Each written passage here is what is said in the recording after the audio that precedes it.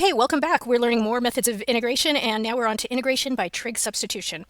And we're going to first look at two expressions. So say that somebody handed you this guy, 4 minus x squared, and then somebody else handed you this guy. Which one is mathematically a little bit nicer or maybe more simple?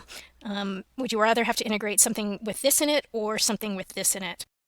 I think we would all definitely choose this guy because square root of u squared will simplify to u. And as we go through all of these integration techniques, we're somewhat obsessed with simplifying when we can. We're handed some expression, it could be extremely complicated, but if we're able to simplify it in a clever way, the integration oftentimes goes easier. So if someone asks, would you rather integrate this or this, definitely choose this guy every time. This one, in a sense, gives you a sort of freedom. It gives you the ability to remove that square root symbol. This one, it doesn't. As much as several algebra students would like to call this just 2 minus x, it simply is not that. When you have a sum or a difference inside of a square root, you can't just remove the square root by taking the square root of the individual parts. So this one stays complicated, but this one you're able to simplify it quite a bit.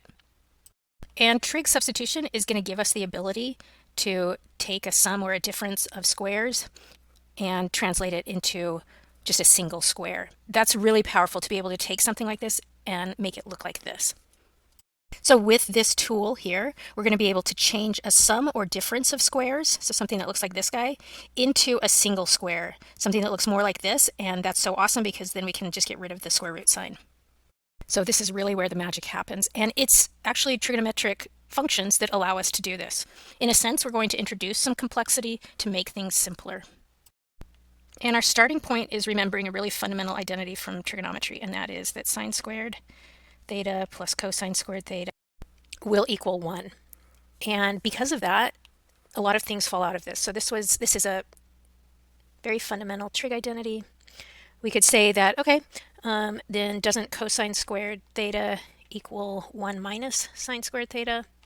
And actually, if we divided everything on the left by cosine squared theta and everything on the right by cosine squared theta, we would get tangent squared theta plus 1 equals secant squared theta.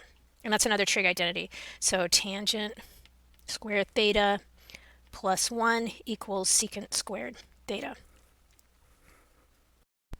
So hopefully we're all good with these two identities. This one came from here. I just essentially moved the sine squared over.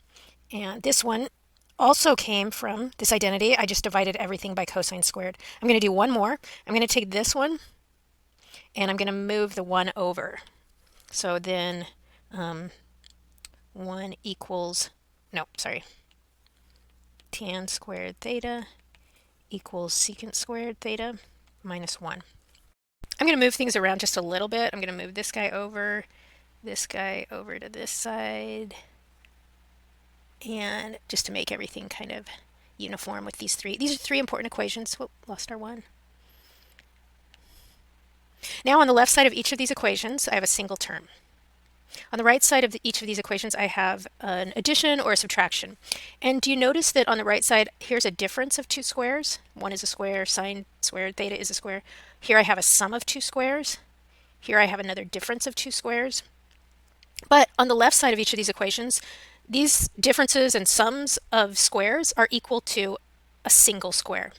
So this is the magic part right in here, is that we're going to take a sum or a difference of squares and change it into a single square. So I want to sort of accentuate the substitutions that we're about to do. These three were all just based on this one identity, essentially, and we're going to introduce, first of all, let's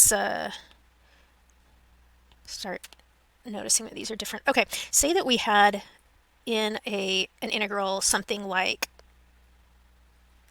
1 minus x squared that we had to integrate. And this is hard. There's no, if that was the whole integral, there's no real use substitution. Integration by parts isn't going to work. Partial fractions isn't going to work. We really don't have a method yet to integrate something like this. But what if I said, okay, well, why don't we let x equal sine of theta? And if I let x equal sine of theta, then I would have 1 minus sine of theta squared, Well, that's just the square root of cosine squared theta, and that is just cosine of theta. That's easy to integrate. Go ahead and integrate that, and then go back after the integration and put in the original variables. This is essentially the idea of integration by trig substitution. Is you have something that has absolutely nothing to, obviously to do with trigonometry that you're trying to integrate, but you recognize that it's the difference of two squares, and so you introduce a trigonometric function to enable you to take a difference of two squares and translate it into a single square. That enables you to remove the square root sign, making the integration easier, and then after we're all done with the integration, we go back into our original variables. Okay, I do want to say that even if this number wasn't 1, we could still deal with it. So even if this was like some a squared, some constant squared, then we would just let x equal a times sine of theta, and the substitution will still work. We'll see a lot of examples where we can do that. So essentially, we now have a new freedom. When we're asked to integrate something like this, we're going to use a special trig substitution to enable us to get rid of that square root sign, or even just to get this difference of two squares into a single square, and that simplifies it. Each of these likewise works the same way. So next, let's take a look at this guy. This says that if you had something squared plus 1, you could put it into this single square. So say that we had something like x squared plus 1. We would just let x equal tangent of theta. And then if x was equal to tangent of theta, we would have tangent squared theta plus 1. But tangent squared theta plus 1 is just secant squared theta. So this would turn into the square root of secant squared theta, which is just secant theta. And we've gotten rid of the square root, and this is something that's easier to integrate. So in general, if we have, the sum of two squares, this is the type of substitution that we want to make. It enables us to make this sum of squares into a single square. And just like the one above, we really don't have to restrict ourselves to only the cases where this part is 1. We're going to be able to do this for any constant squared, and we just need to make the substitution be a times tangent of theta. Okay, so now let's look at this last case where if we had some, variable squared minus 1, we could just call that tangent squared theta. So if we had a case where we had, let's see, some maybe like x squared minus 1, you could just let x equal secant theta. So let x equal secant theta. And then if x really is secant theta, then this is secant squared theta minus 1, the square root of that. But secant squared theta minus 1 is just tan squared theta. And the square root of tan squared theta is just tangent theta. So that substitution enabled us to, rewrite it into just one single square, and then we're able to get rid of the square root sign. So this is the idea of these three very special trigonometric substitutions.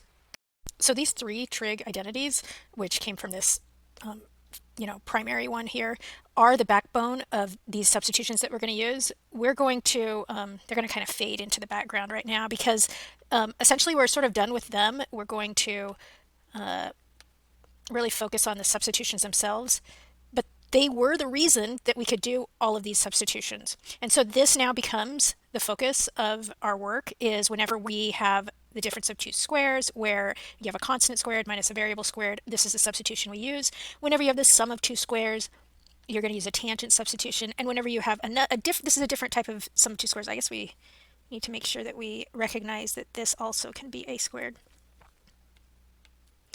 And we make that substitution. So whenever you have, what's the difference between these two? Well, in this one, the constant is first and the variable is second. In this one, the variable is first and the constant is second. And that does make a big difference. But these are our new tools. So this was the reasoning, the motivation, but these are essentially our tools now. So we say thank you to all of these identities that helped us, but this is really where we want to now start focusing. And say that we have an example like this. Say that you're asked to integrate, let's see, 1 over the square root of 9 minus x squared. So we're given this integral to evaluate, and no tool that we have learned yet before this would be able to help us to integrate this, but we do recognize that we have this sort of special difference of two squares here. And so when we have this one, we're going to make a trig substitution. And the question is, which one do we use? Do we use this difference or this difference?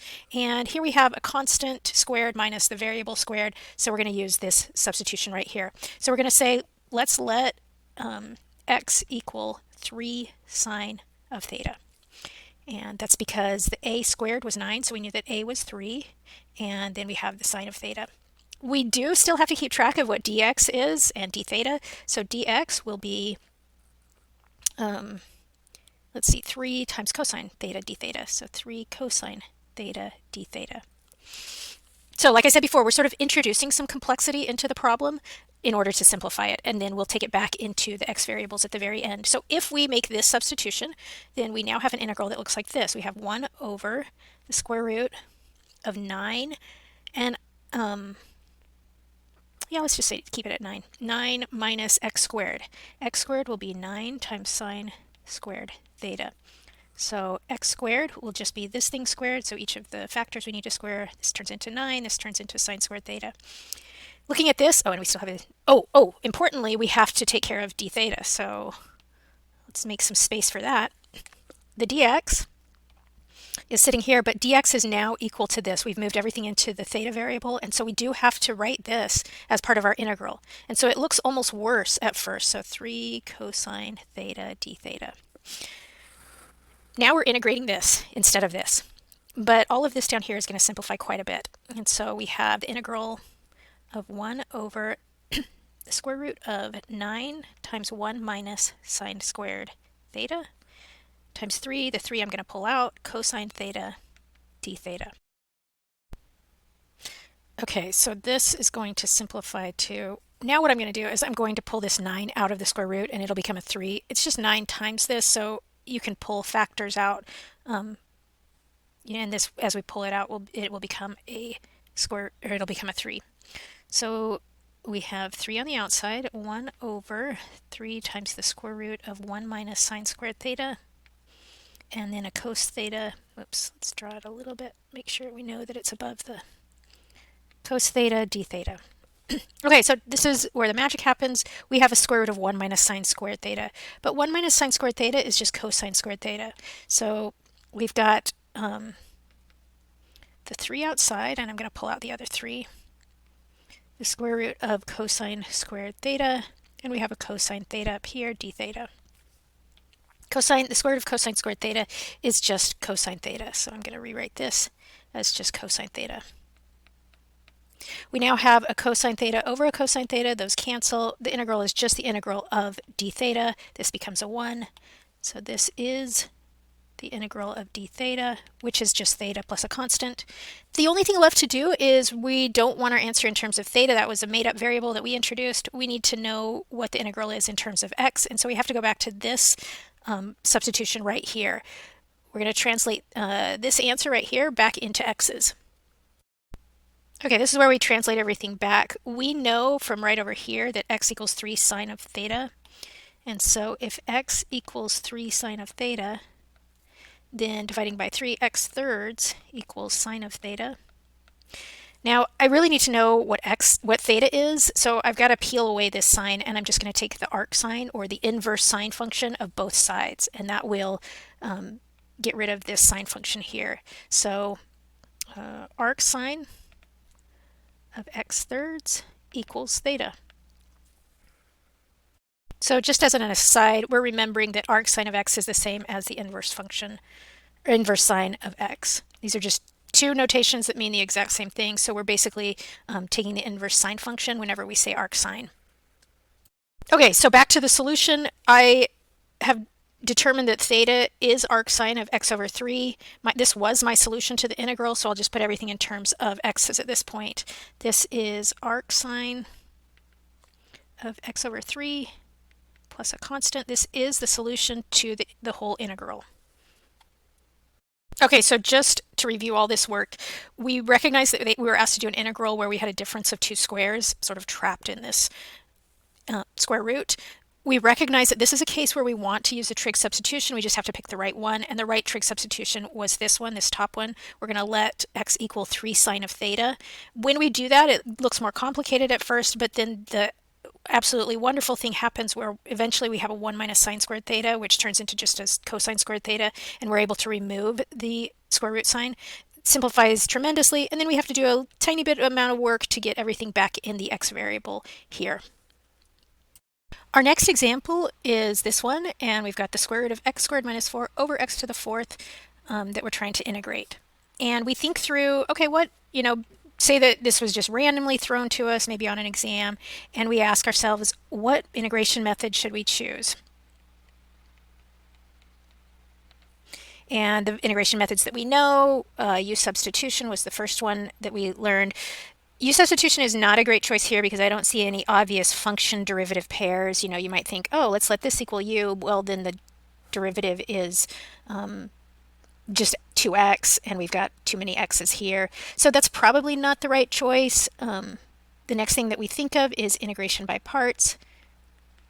And this is where we would have a product, and hopefully one of the products is getting simpler as we integrate. Neither of these, you can think of this as kind of a product. Neither of them is going to get simpler as you integrate. They're going to both get more complicated. So that's probably not what we want to use. Another thing that we've learned is partial fractions. And partial fractions relies on the integrand being a rational function. This integrand is not a rational function. We don't have a polynomial in the numerator, so partial fractions isn't going to work. But the thing that gives us a clue that we do want to use trig substitution is that we have a difference of two squares right here. And so introducing a trigonometric function will enable us to probably be able to get rid of this square root sign. And yeah, we have some other things to deal with, but getting rid of that square root sign would be a huge win. So this is, yes, this is the one that we want to use because we have the difference of those two squares. And so the next thing to think through is which trig substitution are we going to use? Which of these three? This is a variable minus a constant squared, and so we definitely want this last trig substitution, the secant theta. And so we've got that here. We know that our constant squared, the a is going to be 2. So if x equals 2 secant theta, then dx is going to equal 2 secant theta tan theta d theta. That's just from knowing that the derivative of secant theta is this guy right here. Okay, now we've put everything in the integral into terms of theta. So x squared is now going to be 4 times secant squared theta minus 4. And on the denominator, we have we've got 2 secant theta raised to the 4th power. So 2 to the 4th is 16. And then we have a secant to the 4th power. Now we put in for dx all of this right here. And again, it looks more complicated at first, so times 2 secant theta tan theta d theta. At first it definitely looks more complicated, but this is where everything's going to start simplifying.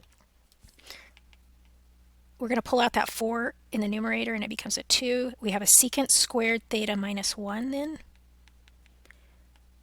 over 16 secant to the 4th theta times all of this. But nicely, secant squared theta minus 1 is just tangent theta, or tangent squared theta. So great, our difference of two squares turned into a single square, and now we can remove the square root sign. Also, let's take care of some of these constants here. We've got a 2 times 2, that's 4 over 16. So we'll have a 1/4 outside. And we have a tan theta, secant to the 4th theta, secant theta, tan theta, d theta. Just cleaning up, we've got tan squared theta, and then over secant cubed theta. When I do some canceling and combining.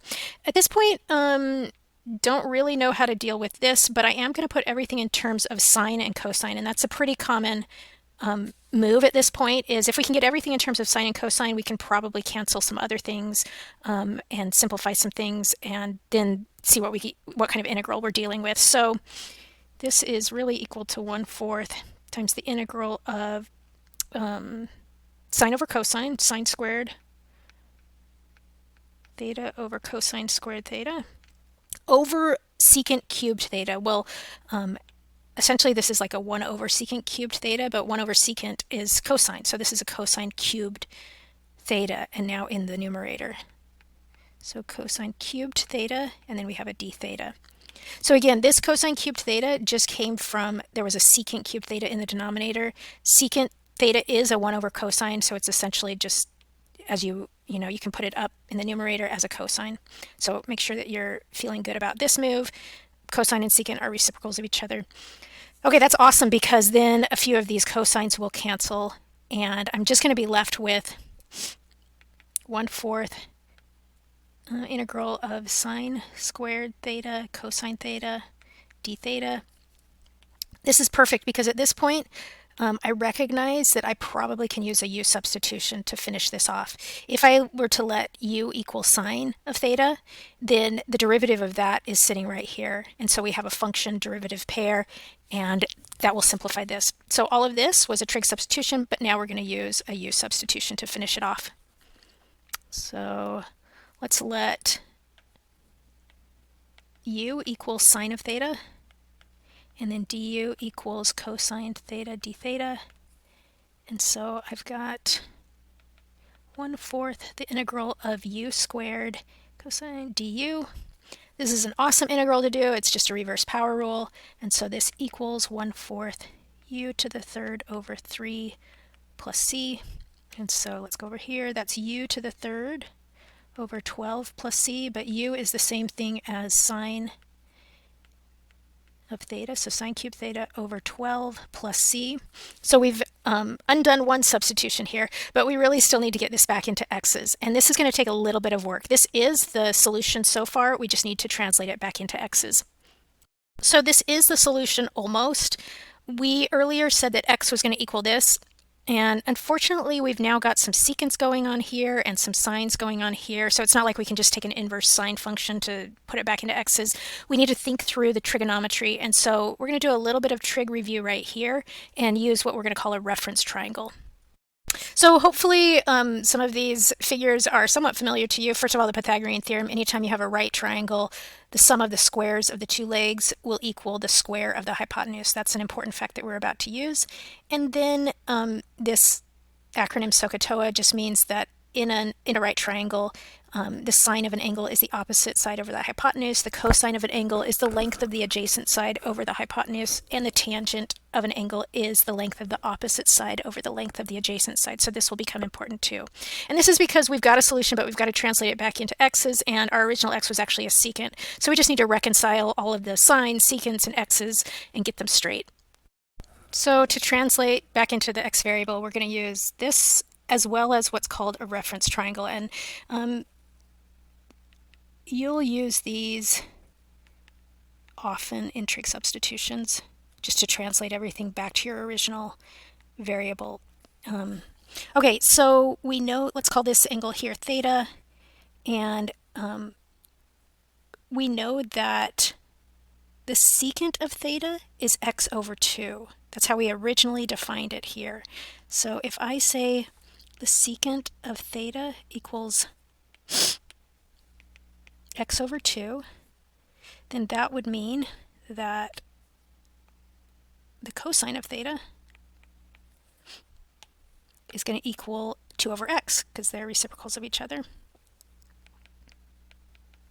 Okay, and so the cosine of theta would be the adjacent side over the hypotenuse.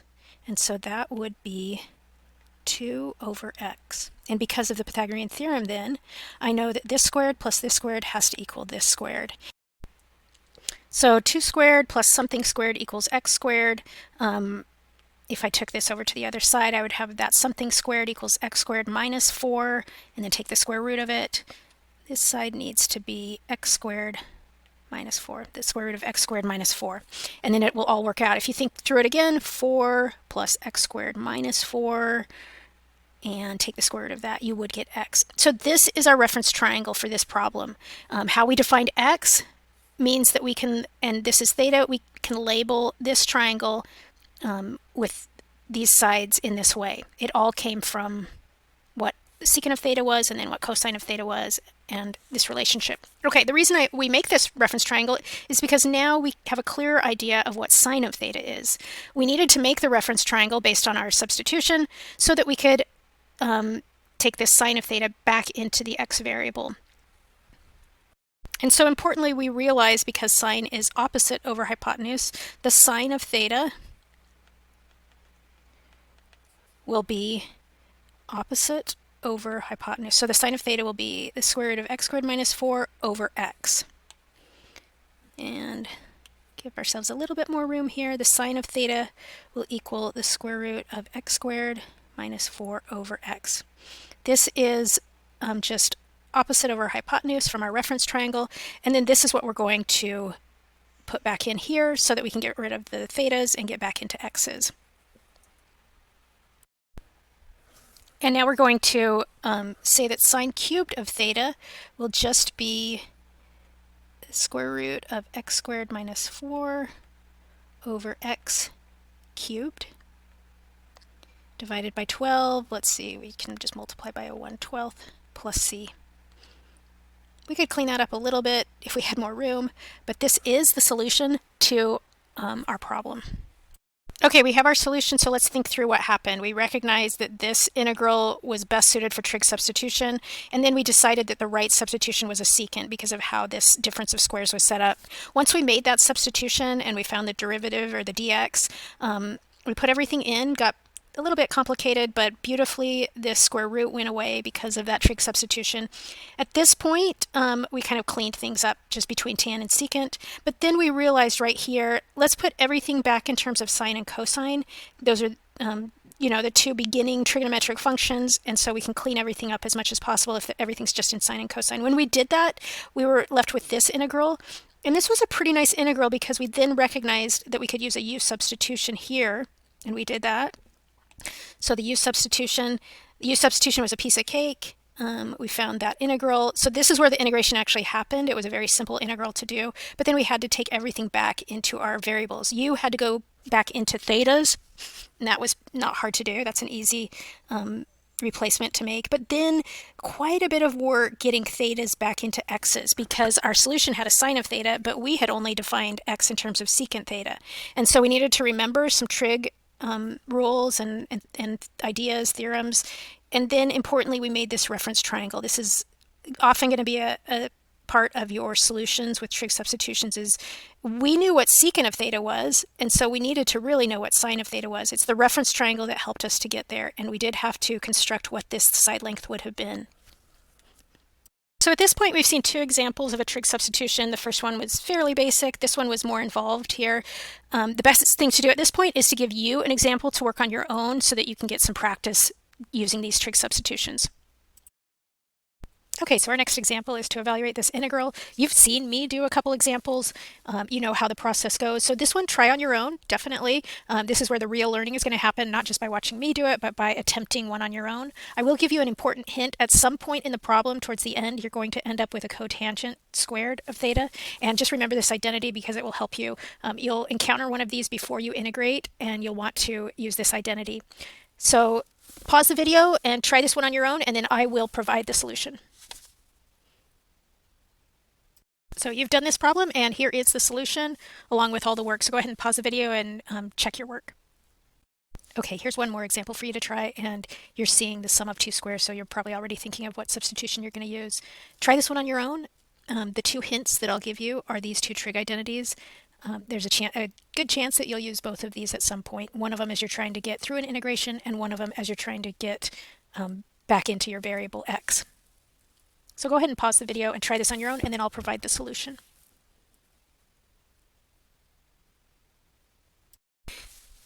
You've worked on this problem to evaluate this integral, and here is the solution right here with an explanation. This is our next example that we're going to work through, and as we look at it, there's something sort of new here.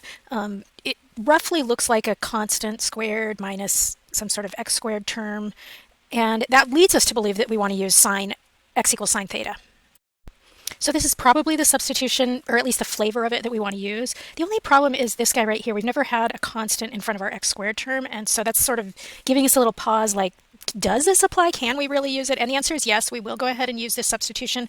We're going to deal with the two right off the bat, though. And what we're going to do is we're going to say this equals the integral of 1 over the square root of, and I'm going to factor a 2 out of that expression, so 2 times 3 halves minus x squared dx. So no substitution yet. I've just factored out a 2 from each of these terms. Everything's still under the square root.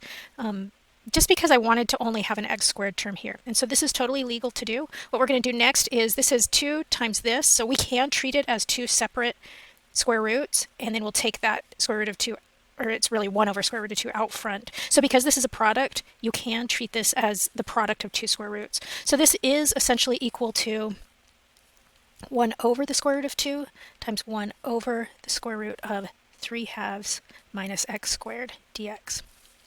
And now we're at a point where things look very familiar. This is going to be a sign substitution. We're going to use the square root of 3/2 as our a, because when we square it, we need to get this 3/2. So this is not a perfect square, but we never said that this had to be a perfect square. It doesn't need to be. The important thing is we kind of dealt with that 2 right off the bat, and we got it out of the picture. So we're going to now let x equal the square root of 3/2 sine theta.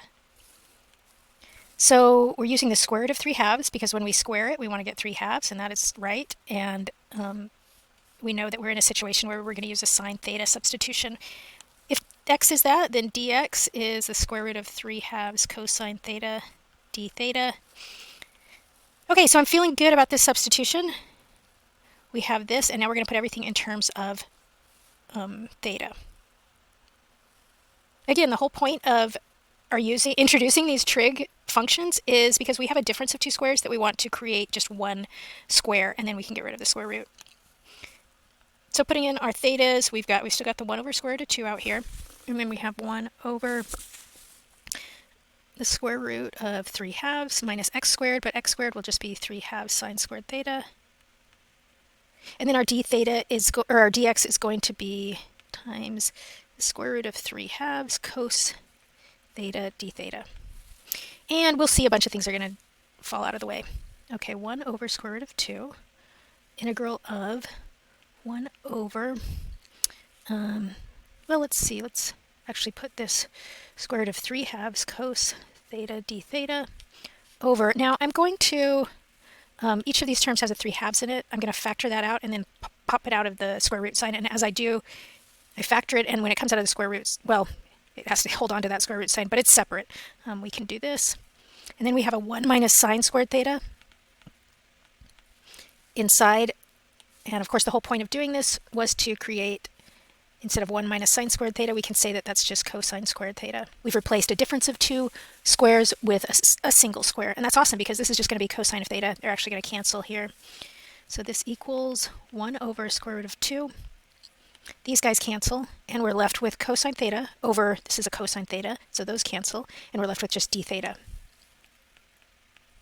And so this is 1 over square root of 2 theta plus c. And of course, we need to put everything back in terms of x's. So right over here, I had that x equaled square root of 3 over 2 times sine of theta. So that tells us that sine of theta equals square root of 2 over 3 times x.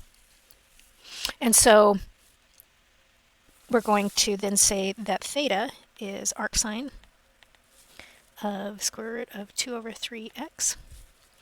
And so our solution to our problem is this guy is just going to become 1 over square root of 2, and then theta is arcsine of square root of 2 over the square root of 3, or you can put it in 1.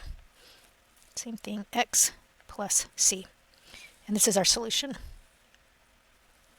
So the new thing here was that we had to deal with just some constants that were making it not exactly like the original template, but we can make it look like the original template just by factoring out some constants. And this number does not have to be a perfect square, as we've learned. And we can just say that a equals the square root of 3 over 2. Okay, so far we've gone through these 5 examples, and we've done a few together, and you've done some on your own. And just looking at these, we can see, this one, do you remember which type of substitution we used?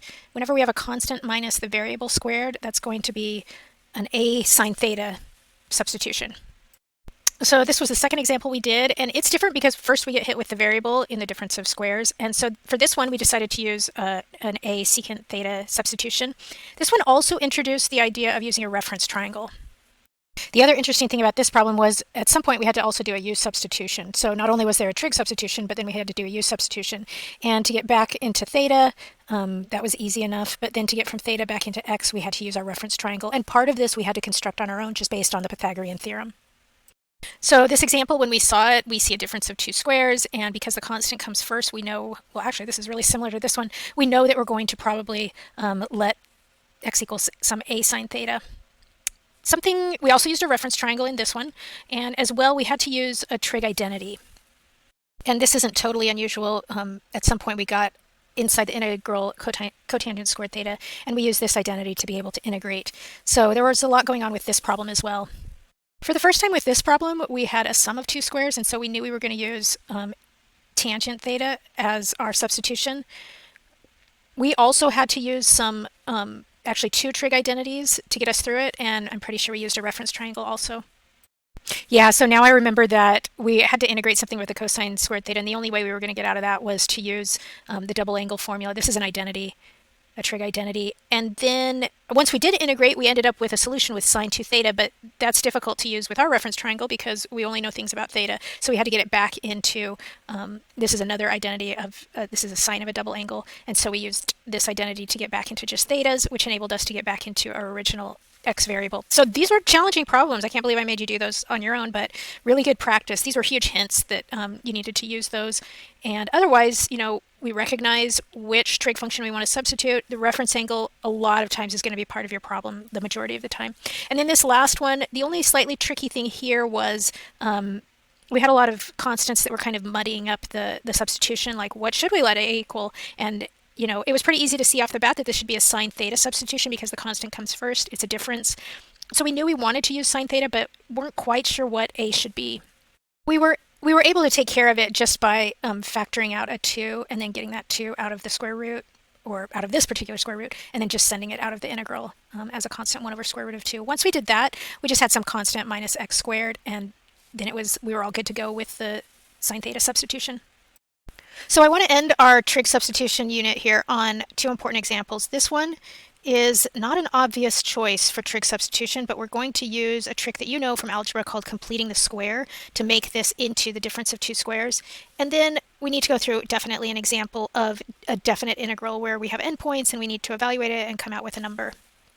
So these are the two examples we're going to end with, and then we'll be pretty close to the end.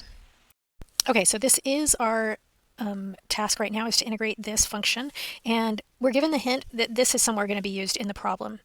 Also, I have to warn you, we're going to go through a u substitution, and then a trig substitution, and then actually another u substitution, but we'll call it a w substitution since we don't want to have two u's. So there's going to be a lot going on. Not only will we use this, but we'll use this, and trig substitution all on its own is a big deal.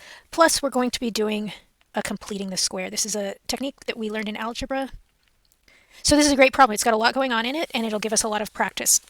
The first thing that we notice is this does not look immediately like it should be a trig substitution problem, but it doesn't lend itself to anything else. It's not set up for an immediate u substitution. It's not integration by parts. There's nothing that as we differentiate is going to get simpler.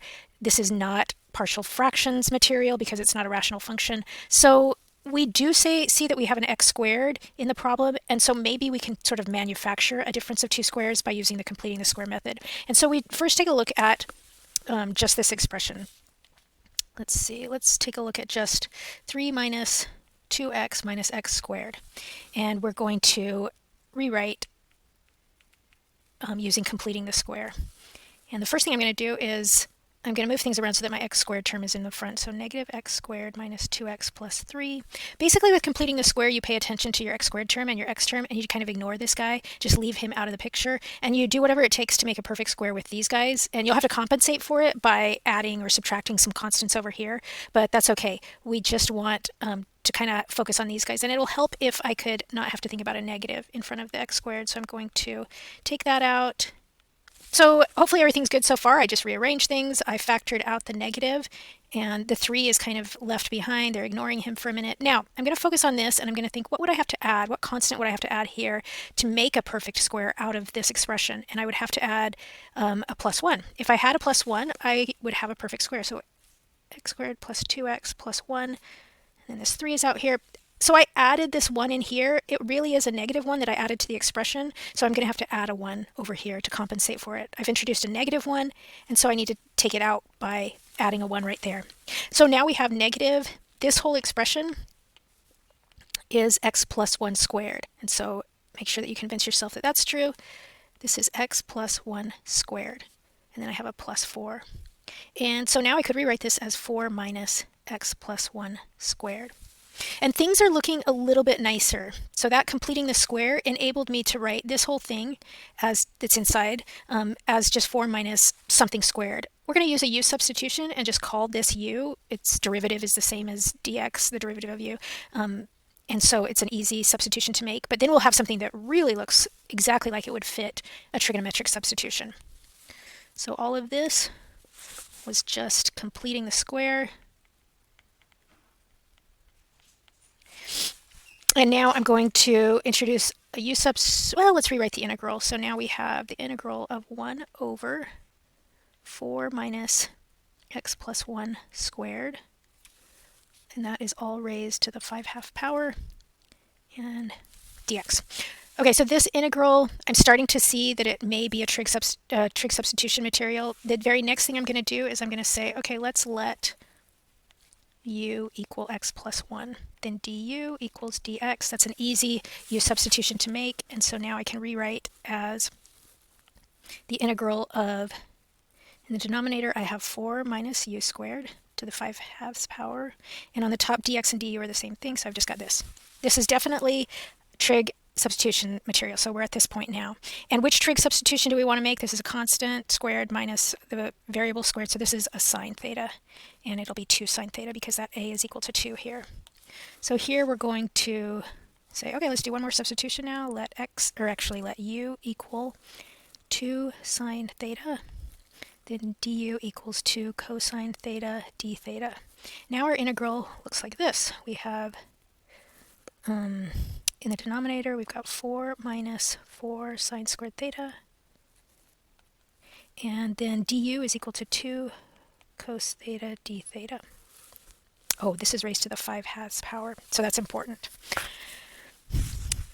This 4 we want to get out of the way. You know, it shows up here and here, and we can't just bring it out front because it's sort of trapped in this power. But it is, we can rewrite it like this. So this, we should say all of these are equal. This equals, the 2 on top can come out, cos theta d theta, over, I'm going to say this is 4 to the 5/2 times 1 minus sine squared theta to the 5/2. All I did was I factored out a 4 from each term, and then if you have 4 times 1 minus sine squared theta, all raised to the 5/2, because these are being multiplied, you can pull out the 4 and just raise it separately to 5/2, and we were left with this inside. Okay, so the 4 to the 5/2, that's like take a square root of 4, that's 2, and then raise it to the 5th power, that's 32. So I can say that that is, instead of being right here, it's a 32 out front. And 2 over 32 is the same as 1 over 16. So we've got 1 over 16.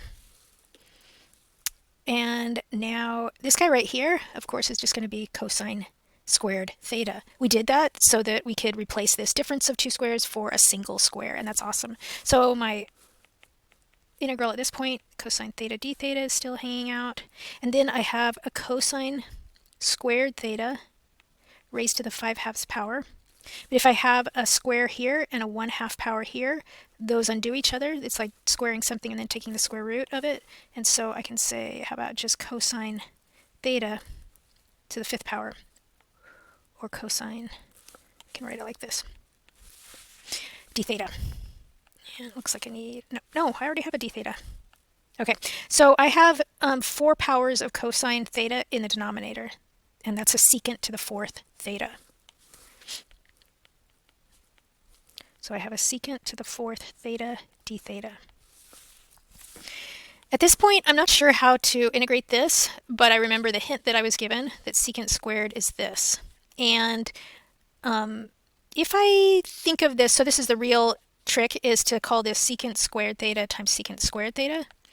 And the reason that I think of doing that is because one of these I can replace with tan squared theta plus 1, and then the other one can be the derivative of that function with a u substitution or a w substitution in the middle there. So just follow along with what I'm doing, but the key here is to recognize that this is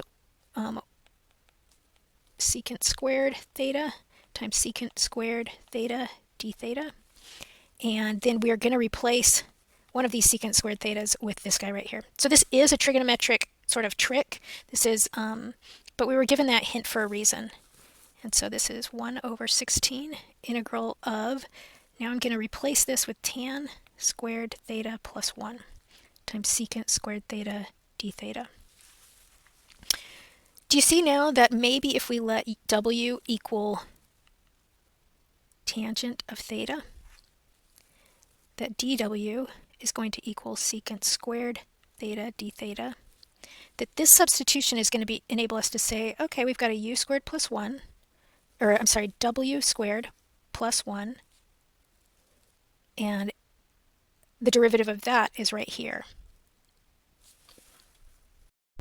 Okay, so we have 1/16 the integral of w squared plus 1, and then we have a dw, because dw is just equal to secant squared theta d theta. This is an integral that we can evaluate, just reverse power rule. It's a pretty easy integral to do. Then we have to go backwards through our substitutions and make sure that we get back into x properly. So in this whole problem, we haven't even taken an integral yet. We've just been setting up to simplify as much as we could so that we could take the integral. We're now ready to take the integral, and then we're going to spend some time going backwards to discover what the solution is in terms of x. So right off the bat, we need to say that this is 1/16 times w3 to the third plus w plus c. This is the solution. We've integrated, and now we're going to go backwards. So I'm going to make a little bit more room so that we can resubstitute everything back in. Okay, so now we're going to undo all the substitutions, and some of them are fairly straightforward. Undoing our trig substitution will probably require a reference triangle. But, okay, so we have 1/16 of w cubed over 3, but w equals just tan theta. So this is just tan cubed theta over 3 plus tan theta. So our first substitution, not too bad. Okay, now we need to go back and get from thetas back to u's, and then we're going to go u to x, which is a piece of cake. So our next undoing of a substitution is the hardest one. So I'm going to try to get it back in u's, and I know that u equals 2 sine of theta. So my reference triangle will look, let's see here. I'll have my theta, and then I know that sine of theta is opposite over hypotenuse. So the sine of theta is, right here, sine of theta is u over 2. So opposite over hypotenuse is how the triangle starts. And then I just have to figure out what this side is. Well, this side squared plus this side squared equals 4. So this side will be the square root of 4 minus u squared. If I feel a little shaky on that, I'm just going to double check myself. I'm going to square this, so I just get 4 minus u squared plus u squared, so that's just a 4, and then the square root of that is 2. Okay, so this is the right reference triangle, and so now that I know that, I'm going to use my reference triangle for this problem to get all the tangents back into u's. And so now I know that my solution is 1/16, and instead of tangent theta cubed, let's see, tangent theta, why don't we write that out explicitly since we need that. Tangent of theta will be opposite over adjacent, so that will be u over the square root of 4 minus u squared. So that will be u over the square root of 4 minus u squared. Okay, now that I know what tangent of theta is, I can start using that. 1/16 times u over the square root of 4 minus u squared. That's tangent. I need that to the third power, and then times a 1/3. Plus tangent of theta, which is just u over the square root of 4 minus u squared. That was all being multiplied by 1/16, and then I have a plus c. Okay, so I think that the hard reversing of the that substitution is done. Let's just double check. I had this, and then I used a reference triangle to find out what tangent of theta was, and my tangent of theta is this, and so wherever there was a tangent theta, I would put that expression in, and I think I got all the pieces. Okay, so we're good. Our last substitution that we need to roll back is just this one, and this is an easy one, u equals x plus 1. So anytime we see a u, we're going to write an x plus 1, and then our solution will be all in terms of x's. So our 1/16 is still around. Then I have x plus 1 over the square root of 4 minus x plus 1 squared. That's all raised to the third power times 1/3 plus x plus 1 over the square root of 4 minus x plus 1 squared. And then we had a plus constant. This is the solution to this problem. This is a problem that just has so much going on. We had a couple u substitutions. We had the trig substitution that was a big part of it. We had to do completing the square, and we also had, the hint was given, we had to cleverly figure out how to integrate secant to the fourth theta, and we split that up into the 2 secant squared thetas, and that lent itself to recognizing that if there's a tangent in there, then its derivative is sitting right there as well. Before we move on to our last example, go ahead and give this one a try. This is going to involve completing the square and then a trig substitution. There's also a u substitution in there, but things simplify pretty nicely, and you don't even have to use a reference triangle, I don't think, in this one. So completing the square, then you'll see an obvious u substitution, and then you'll do your main work, the trig substitution. This is a good example to practice on because it goes through a couple of the important topics we've been talking about, but at the same time, it's not like the most terrible example in the world. Like it cleans up pretty easily. So pause the video and go ahead and try this one on your own, and then I'll provide the solution. So this is the solution to this integral. We did the completing the square, and then did a u substitution, and then our important trig substitution. We got down to a really simple integral, we integrated, and then started subbing all the things back in until we ended at our solution. This is going to be our last example for this section, and why don't you go ahead and try to do this on your own. The different thing now is we've got a definite integral, and it actually makes it slightly easier because if we change these endpoints with our substitution, then we don't have to go back, like use a reference triangle and put things back in the original variable. We can just keep things in theta. So you're going to do a trig substitution, and you can probably already tell which kind because it's the sum of 2 squares, and the only one that we use for sum of 2 squares is tangent of theta. So do your trig substitution, and then I encourage you to change the endpoints of your integral so they refer to theta and not x, and then we don't have to go back and change everything back into x. Okay, so give this a try, and then so pause the video, and then after you're done getting your solution, I'll provide a solution. So like we said, the trig substitution that we want to use is we're going to let x equal tan theta, and then dx equals secant squared theta d theta. With these trig substitutions, one of the biggest mistakes that students will make is to forget to put this part into the integral. So never forget this little guy as part of your trig substitution. Okay, so now we have, so importantly, we need to now change the endpoints. So the tangent of 0, we're going to have 0 equals the tangent of some theta, and we want to know what that theta is. So if you're not sure, you want to double check, you can always do this on your calculator by just taking inverse tangent of 0, and we will find out that when theta equals 0, tangent of theta is 0. So theta is going to be 0, that's our first endpoint, and then from the problem, we know that x was equal to the square root of 3, so can we find the theta where square root of 3 equals tangent of theta? And this also, you can just do an inverse tan, but when theta equals pi thirds, tangent of theta or pi thirds equals the square root of 3. So this is our new endpoint here. So we've changed our endpoints to be in line with our substitution. We've got this substitution and these new starting and stopping points for our integral, and now we can go ahead and put everything in. So we have tangent squared theta plus 1 raised to the negative 3/2, but we can't just say d theta, we then put in secant squared theta d theta. Okay, so hopefully things will start cleaning up. 0 to pi thirds, And tangent squared theta is secant squared theta now to the negative 3/2, and we have a secant squared theta d theta. So all of this is going to simplify to, we have a secant squared theta on the top, d theta. That's just this guy right here. And then this is, let's see, we have a square and a square root, so those guys will take care of each other. And then we have a secant theta to the negative 3. So that is like secant to the third theta d theta. If we think of everything in, well, this is just 0 to pi thirds of d theta over secant theta, but secant theta is 1 over cosine theta. So this is 0 to pi thirds of cosine theta d theta. That's a relatively easy one to do. It's just sine of theta going from 0 to pi thirds. The nice thing is we don't have to get back into our original variable because early on we switched our limits of integration.